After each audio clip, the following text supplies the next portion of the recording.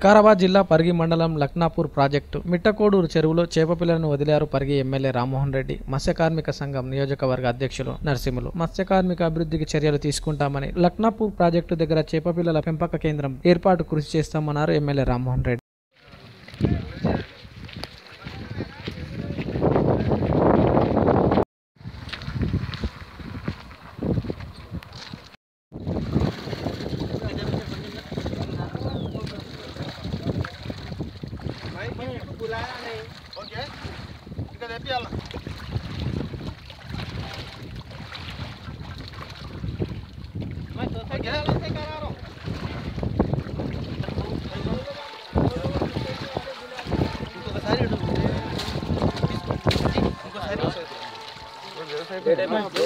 వదిలేసి